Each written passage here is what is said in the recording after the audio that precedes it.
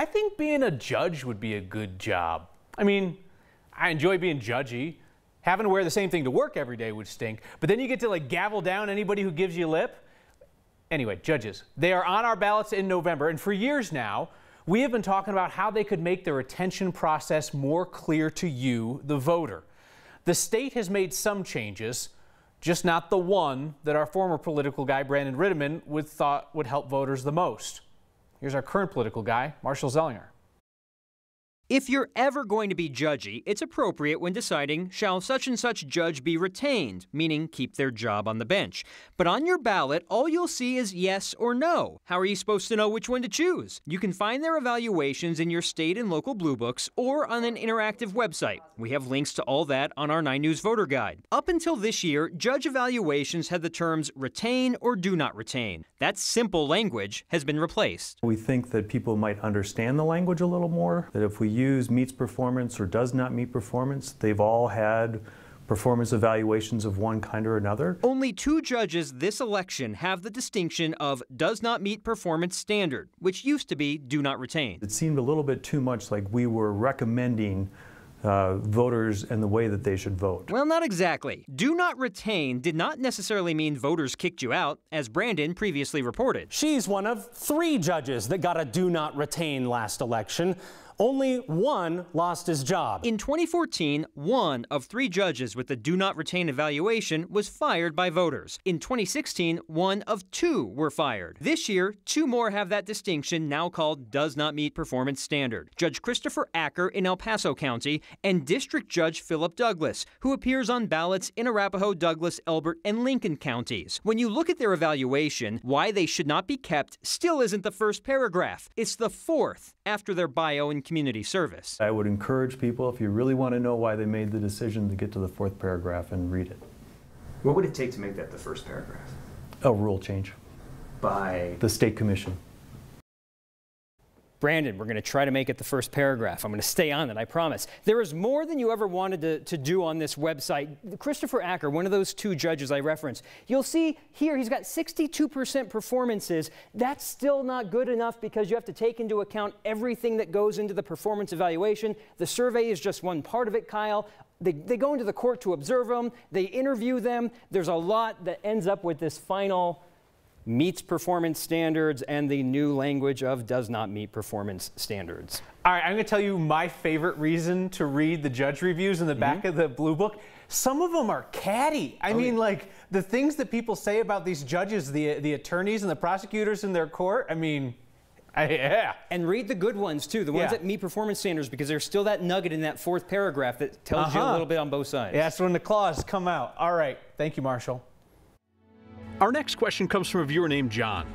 Over the past few weeks, I've noticed a number of states have been taken to court, Georgia in particular, because they are rejecting mail-in absentee ballots due to irregular signatures.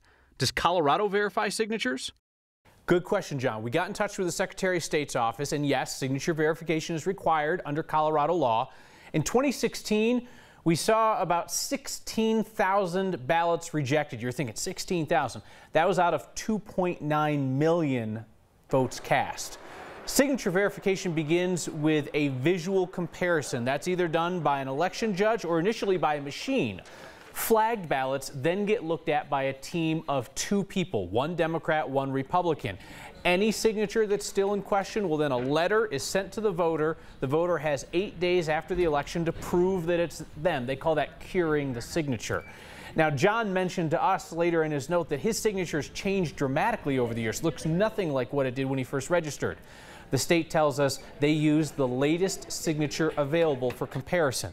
If there is an especially close race, what you'll see is campaigns will get involved. They'll reach out to those voters with disputed signatures, trying to get them to make their vote count.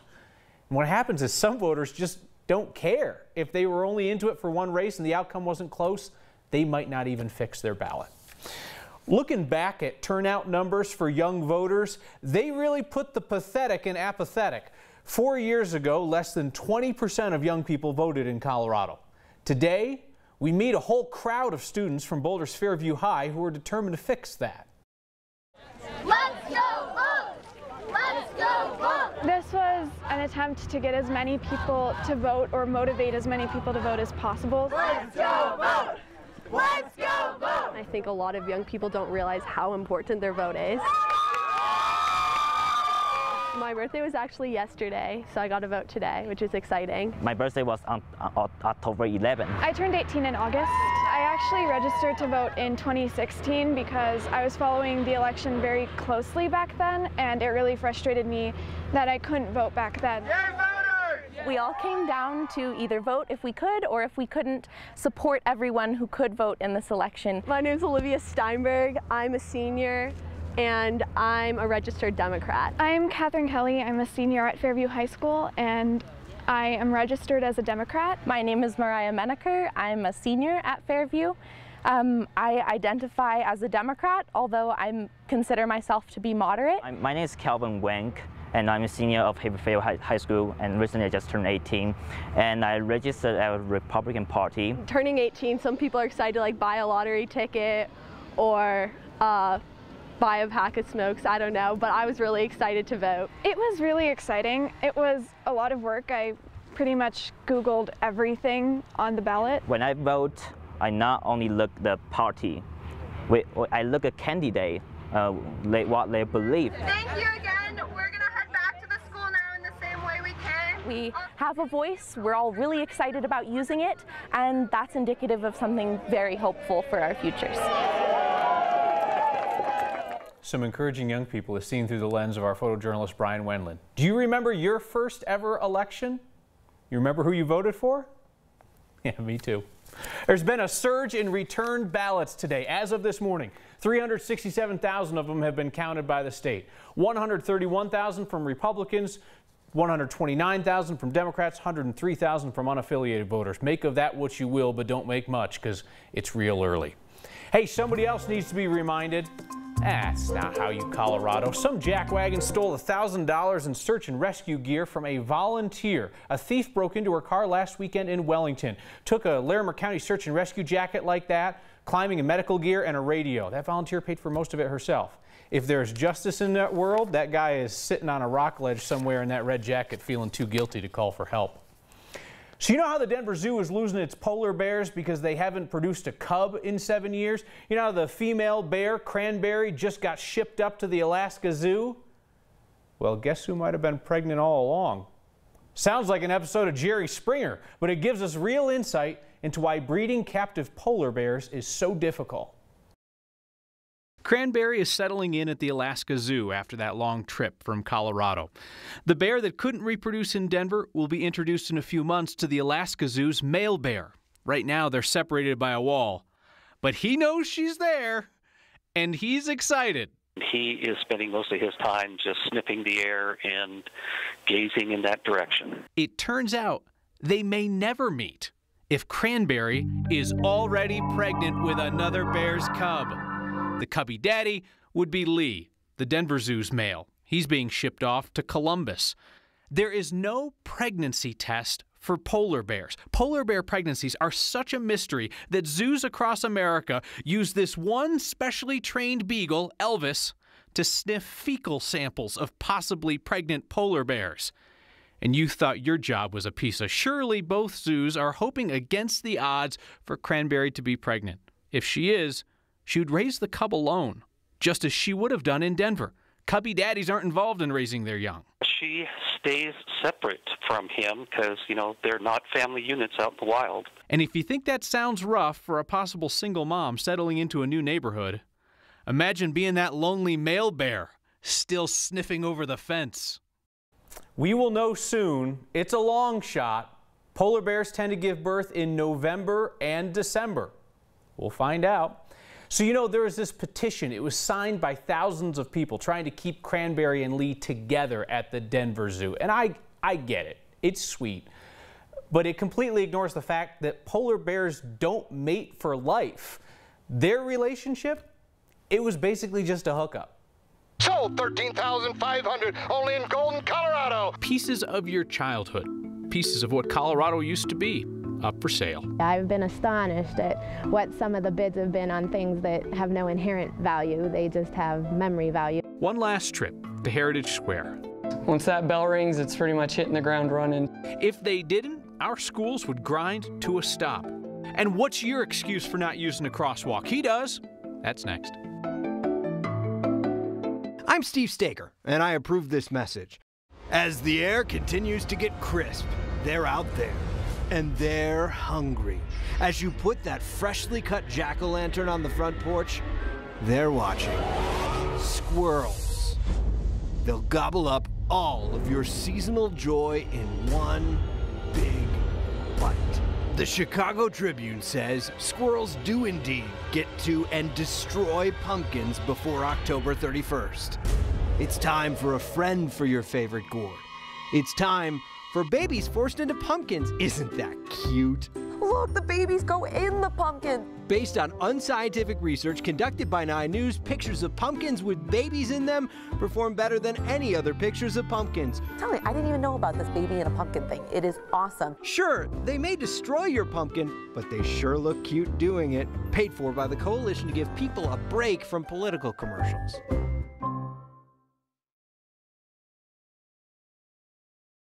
Tonight at 10 on 9 News, after one of the most tragic crimes in Colorado history. And a knife. One family story years later. 2 women who dealt with a terrible event years ago. A troubled granddaughter. I was always running around and getting in fights. A grandmother who tried her best. As she got older, it got worse. Now living miles apart and still dealing with loss. How these crimes destroy this family. They're not turning their backs on tragedy, but facing these problems head on. I don't know who decided that the news was a litany of the 10 worst things to happen in Colorado today. Why is that news? Just because it's bad? Just because it's sad? That's not a reflection of your life. That's not a reflection of my life. What are our days really like? Yeah, there are ups and downs. A lot of stuff's pretty mundane and boring. Every now and then you see something that's so funny, you're like, oh yeah, tell somebody about that. That's what our days are actually like. So that's what we want next to be like. There have been frightening things in the news lately, familiar things for many Coloradans. Check in with your family and friends. If you or someone you know needs mental health support or emotional help, it's available right this second. A real person ready to provide real problem solving. Call or text Colorado Crisis Services. Let's take care of ourselves and each other.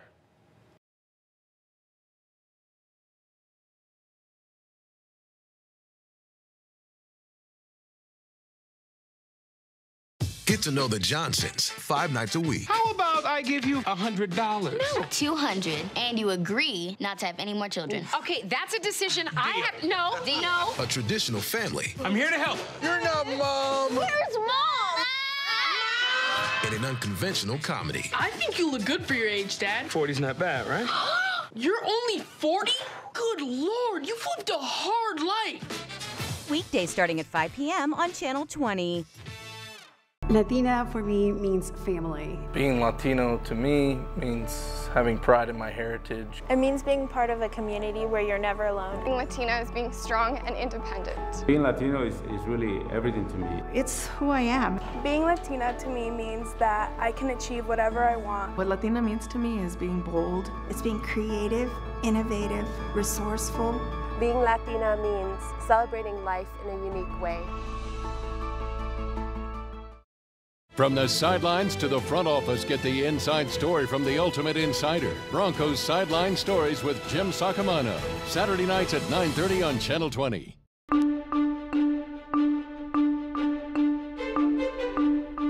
Clouds may obscure the big, beautiful moon just past full tonight and early tomorrow. So if you missed it, Ray DeLeo with a great shot there.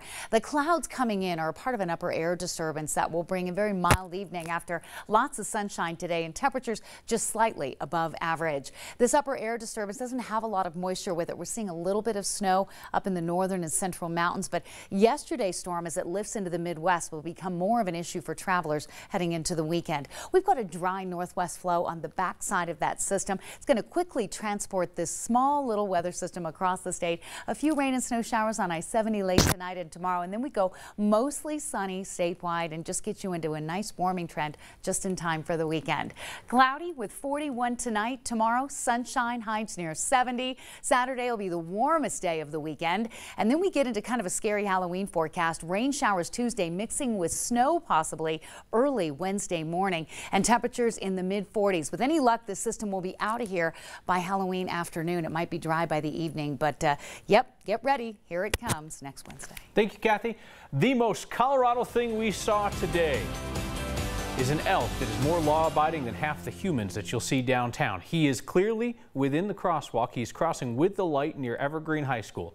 John McDonald, who handles school safety for Jeffco, took this picture of an elk that knows that the rules exist to keep all of us safe.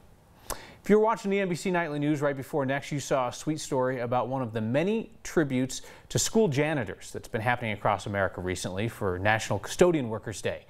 There's this common theme that you'll hear in each one of these tributes, and it's what our Byron Reed heard at a school in Littleton today. You will hear that custodians do a lot more than clean.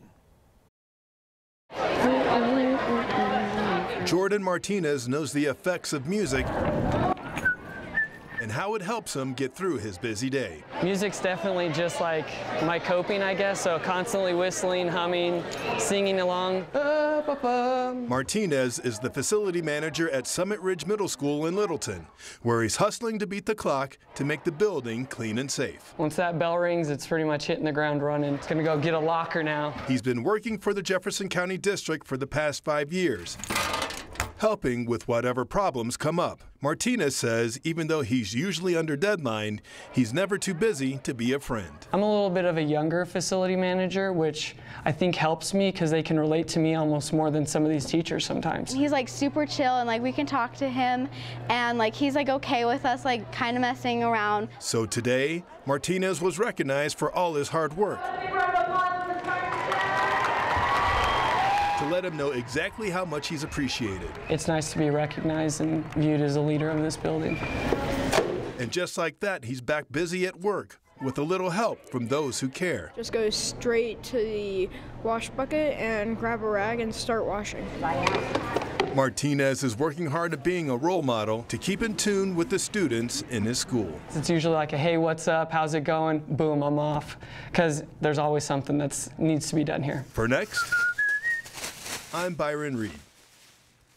Martinez told us he went to college for a year to study music, but his heart just wasn't in it. He says since he became a custodian, he's gained a deeper appreciation for working with kids. Coloradans with roots remember when Heritage Square was a thing. In people's minds and hearts, they have a warm spot for it, and so they're going to bid higher on those sorts of things. People wanted a piece today. And with the right vehicle, you can cross many, many lines. Next. Just being here is something rare. No. For 5-year-old Marin Stecken. This is kindergarten at the school in Creed. This is a normal part of life. So do you mind answering some questions for them? Marin's mom, Honey Stecken, wasn't sure she'd get to. Genetic testing revealed Marin had a rare metabolic disease. The moment those words came out, propionic acidemia, I mean, it was the worst case scenario. It could make you very, very, very sick. So the median lifespan is 5. Under a strict diet, Marin can attend school, due in large part to a medicine that stabilizes her bodily functions. Come on. But just being here creates something rare. It's kind of like, wow, I can picture my kid, she's going to go to school and you're very excited. But then there's this. The medicine causes a chemical reaction in Marin's body, leaving her with a problem that sounds funny. It just smells almost like rotten fish. But is very serious. My little girl is walking around smelling so bad that people do not want to be around her. After years of frustration, Honey found this webpage and a product meant for feminine hygiene that prevents the chemical reactions which causes the odors. Now Marin can play with her classmates. Guys, come here and play on it! Now Marin can get dragged around the floor Like all those images in my mind of not being asked to prom or maybe not having friends. Now, Marin's scent is just like any other kid's. Just being here, turning something rare into someone normal. It will not be her problem. It's not her problem anymore.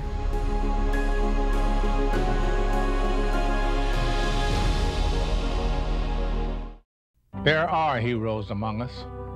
They don't fly or bend steel or ride off into the sunset. They simply volunteer to look after someone else's health by providing comfort, lending a hand, or simply keeping us on track. Everyone's health needs a hero. Who will you look out for? Find out how you can participate in improving our health. Visit iparticipate.org.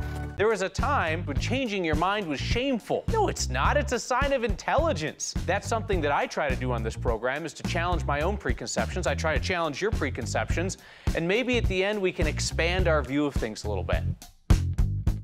Just as the sun rises in the east, I wake up each morning to a pile of photos where you tell someone you've crossed a line. And we've said it, you can't hold it against vehicles that can't fit in one space. So instead, they compete here to see how many lines they can cross at once. And this school bus might be our new winner.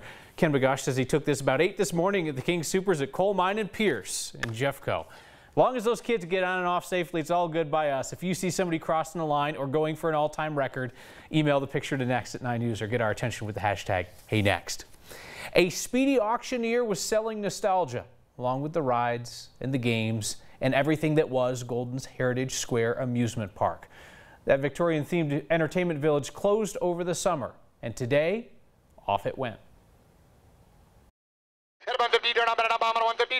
$100 on it. At $50.75, now one, now a quarter. There's a wide variety of types of people who are here and who are bidding. They had about 200 a day tonight, give 100 for it. So I'm Brenda Fishman, and I'm with Lakeside Amusement Park. First ride of Golden, Colorado. And we're currently at what was Heritage Square. 95, 97, you got them at 97 and a half? I've gone to lots of auctions, yes. Hands in the air to get 6,000, now 7. We tend to just know a lot of people in the amusement park industry. What Brenda's going to do? No, we have to have Brenda. And so it's always interesting at amusement auctions to see who's around and say hi and connect old friends. Head right there, up she goes, watch her go, round and around, give 10 grand for it. You know, at these auctions, it's always the smaller, easier to transport stuff that people can take home that goes higher than maybe the market value because it has meaning and they can transport it. But a lot of the bigger items like the rides, even though the value is there, there's tremendous value there, but there's no way to just hook it onto your car and drag it out. Oh, I used to love to ride there. Oh, brother. Excuse us, please, we're coming through with a cart. Stay right up on the sidewalk, John. Keep coming. You know, you always hope that the people that get them are going to take good care of them. The majority of this equipment is very well maintained and painted and clean and nice. Sold $24,000. So hopefully people will get it and take good care of the rides and find a new home for generations of people to smile and laugh and play. Sold $13,500 only in Golden, Colorado. Hold on. 13 rides to Heritage Square. Oldest was a 1963 Tilt-A-Whirl. It appeared in the movie State Fair with Ann Margaret and Pat Boone. There's a sign that a supermarket in town has hilariously consistent prices. And your feedback next. Happy birthday! That's wonderful. Thank you, dear, very much. You're welcome. Thank you. You make me feel so young. You make me feel so spring has sprung. And every time I see you, you're not fooling anybody you know. Think young. Pass it on. A message from the Foundation for a Better Life. I'm Marshall Zellinger, sharing Colorado's stories. 9 News, everywhere.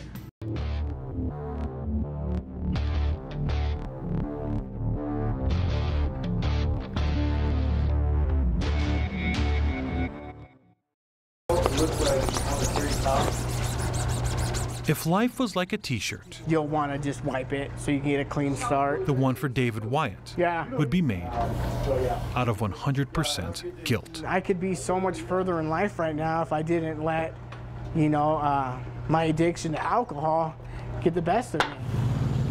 His life ended her life. But apparently I drove drunk to the liquor store to get more liquor, and I wrecked.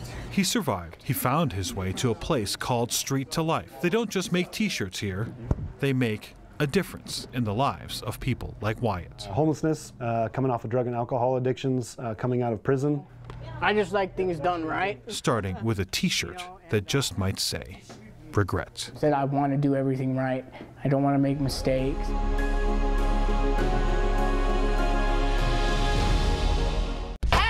Which one of you is horny? How did I get here? My mom was horrible and drove me to drink, which led to drugs. Remember me?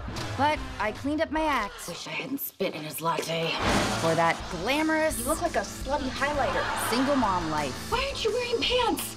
I was relaxing. And now I'm back here, living with my mom. That changes everything. You deserve a cupcake. 5 nights a week on Channel 20. We are Broncos. I'm a Broncos fan because we got the best team in the NFL. My whole life I've been a Broncos fan. Denver till we die. We bring the thunder. Bronco fans are the best. It's probably the most exciting thing that you could ever feel. They're the best team in the league, obviously. We got the best fans. The whole stadium shakes and everybody's jumping around and rooting and hollering. There's nothing like this crowd. Broncos fans will always stay loyal. We're looking forward to another Super Bowl win. This is Bronco country. We bleed orange and blue. That's another sign. So you know how we've joked about those falling prices signs that actually show an increase? Well, no such thing at the King Soopers at 64th and Ward in Arvada. There, the special new prices are exactly the same as the old ones. I don't know, I get $6.99 then, $6.99 now, it's probably worth $6.99. Debbie Plockton got a laugh out of this, thought we would too. Keep sending us your signs. Email next@9news.com. or use the hashtag HeyNext. Your feedback tonight, Lisa writes, thank you so much for the creative, non-political ads. Both sides are being so mean, insulting, and well, we just don't need that 24/7. Agreed on that as well. And finally tonight, from Grace, how come your makeup artist hasn't fixed your left eyebrow? It's called tweezers, some brown eyeshadow, and symmetry. A little bushy ain't going nowhere. We don't have makeup artists. See you next time.